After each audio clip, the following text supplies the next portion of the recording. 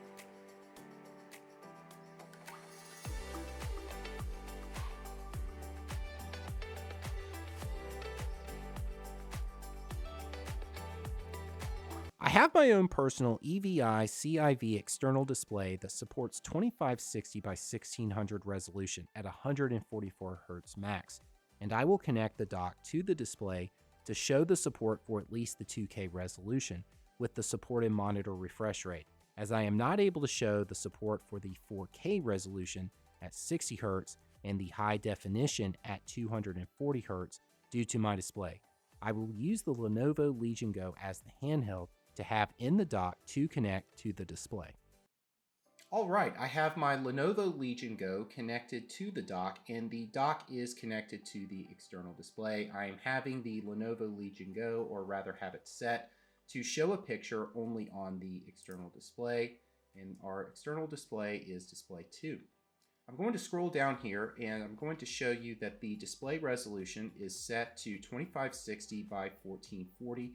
This is commonly referred to, this resolution is commonly referred to 2K resolution. It is also referred to as QHD, which is Quad HD, or WQHD, also known as Wide Quad HD. Importantly, I'm going to scroll down, I'm going to look at Advanced Display, and I'm going to show you here that the refresh rate is set to 144 Hz, and there are the options here for 120 and 60 as well if the 144 is not preferred for a certain reason. And I will show you that I can select the 1080p resolution, but do note due to the display that I'm not going to be able to show the 240 Hz. So to do that, I will select for the display resolution. I will go to the 1920 by 1080. And we are working with that resolution here.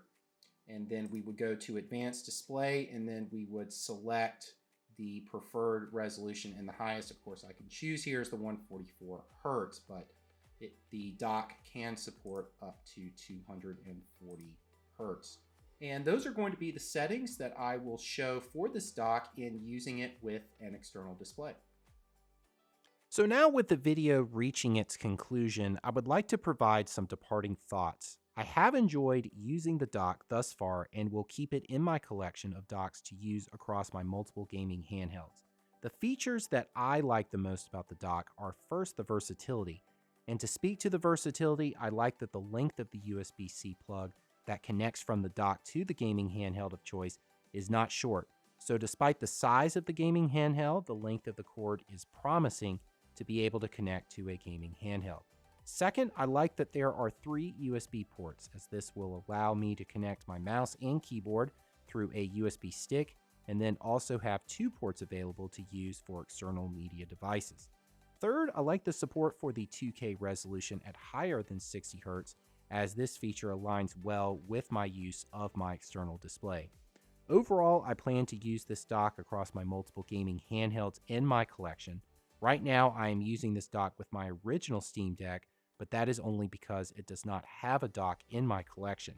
However, importantly, I am not limiting the use of the dock to only my original Steam Deck. Thank you, iVANKY, for sending me this dock to show in this video, and for those watching, I hope you have enjoyed seeing the use of this dock as well. So with that, let me leave you now with the words of Commander Shepard from Mass Effect.